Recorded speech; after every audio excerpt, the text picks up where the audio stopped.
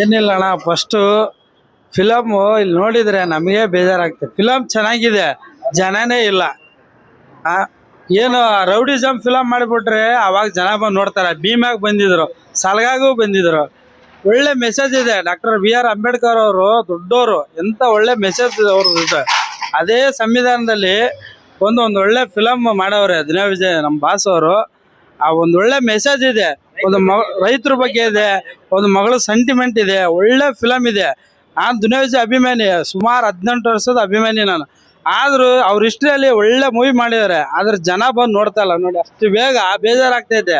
ನಮ್ಮ ಬಾಸ್ ಒಳ್ಳೆ ಸಿನಿಮಾ ಮಾಡವ್ರೆ, ನೋಡೋರು ಯಾರಿಲ್ಲ. ಏನಕ್ಕೆ ಎಲ್ರು ಅದು ಇದು ಕನ್ನಡ ಅದು ಯಾವ್ದಾವ್ದೋ ತಮಿಳ್ ಫಿಲಮ್ ರಿಲೀಸ್ ಆದ್ರೂ ಹೋಗ್ಬಿಟ್ಟು ನೋಡ್ತಾರೆ. ಅಷ್ಟಿಗೆ 500,000 ಕೊಟ್ಟು ನೋಡ್ತಾರೆ. ಕನ್ನಡ ಫಿಲಮ್ 150 ರೂಪಾಯಿ ಟಿಕೆಟ್ ಕೊಟ್ಟು ನೋಡಿದ್ದೀನಿ.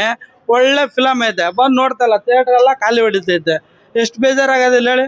ಎಲ್ಲೈತೆ ಕನ್ನಡ ಕನ್ನಡ ಕನ್ನಡ ಅಂತೀವಿ ನಾವು, ಕನ್ನಡ ಹೋರಾಟನೇ ಮಾಡಿದೀವಿ.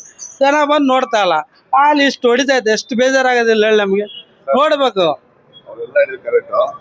ಈ ಫಿಲ್ಮ್ ಸ್ಲೋ ಕಿಕ್, ಜನಕ್ಕೆ ಸ್ಲೋ ಕಿಕ್ ಆಗ್ತದೆ.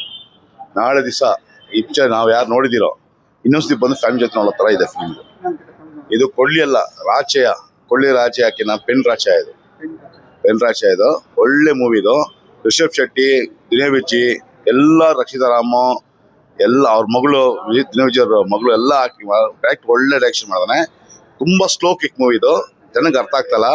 ಮಾಸ್ ಮೂವಿ ಎಲ್ಲ ನೋಡಿ ನೋಡಿ ನೋಡಿ ಎಲ್ಲರಿಗೆ ಆಗೋಗ್ಬಿಟ್ಟಿದೆ.